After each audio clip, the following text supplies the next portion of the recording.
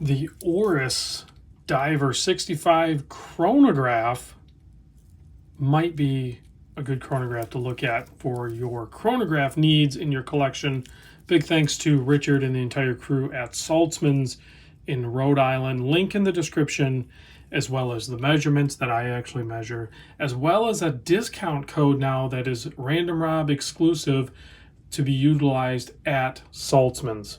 Save yourself some money, support the channel, support Saltzman's, make it happen. All right, let's get into this thing. We're going to zoom in a little bit, about that much.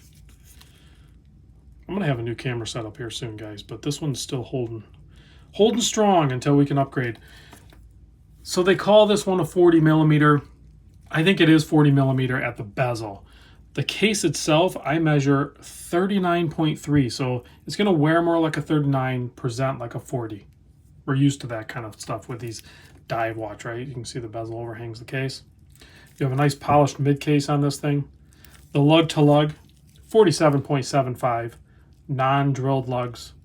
The thickness, check out the dome on that thing, kind of like a slanted boxed up and then double dome sapphire crystal. 15.5 millimeter with a thin mid case, gives it a lot of dimensions. That's not overly thick for an automatic chronograph. No date. I actually kind of prefer the no date. Lug width 20 millimeter. This bracelet tapers down to an insane 14 millimeter, making it very comfortable on wrist. But you can see it's kind of a stepped taper. And then most of these upper links you can see have faux rivets. Rivet like a frog. Rivets. And then you have non-riveted lower links because those are the ones you can use to size. And you have half links as well. Should be a pin and collar system on this, if I'm not mistaken. You have 5 micro adjust on the clasp as well, so you're going to be able to get a good fit on this thing. Here's a look at the polished case back, all smudged up. Sure, I could wipe it off, or I could just leave it the way it is. Or a shield on there. You can see it kind of protrudes out too. That's all part of having a thin mid-case watch. You're going to end up pushing out into the case back and on the top side to accommodate that, but it gives it a really cool vintage vibe. A 6 point, I cannot read my scribble. A 6 point something crown. Let's just measure it again real quick. Almost a 7. So like a 6.9 millimeter. That's probably a 9. I could not make out my own 9. That's crazy. 6.9 millimeter screw down crown. Signed Oris on there.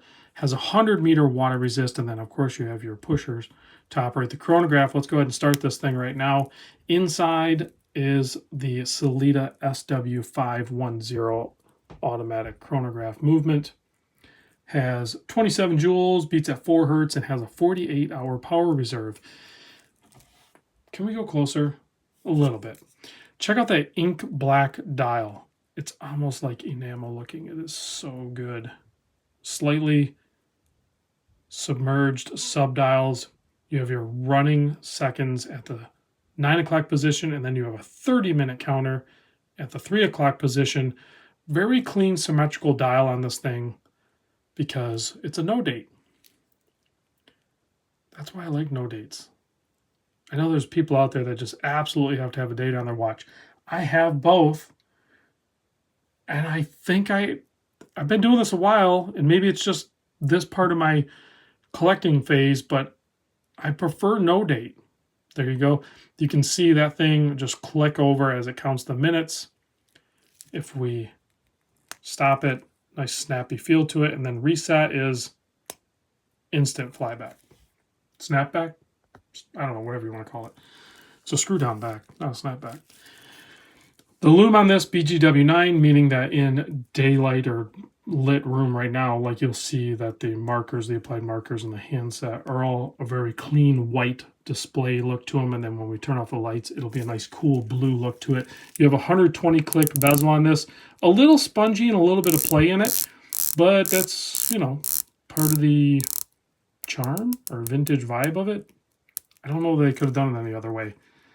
Has an aluminum bezel insert.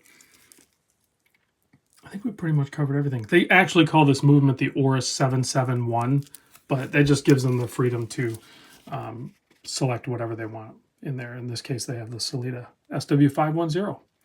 There's the hang tag. Retail price, $4,400, but you're going to get a discount on that. Retails for suckers. Use my discount code. Make sure they know that you're watching the videos and you're trying to save yourself some money. Get a hold of them. There it is on my 7 1/4 inch wrist. It wears perfect. Very good.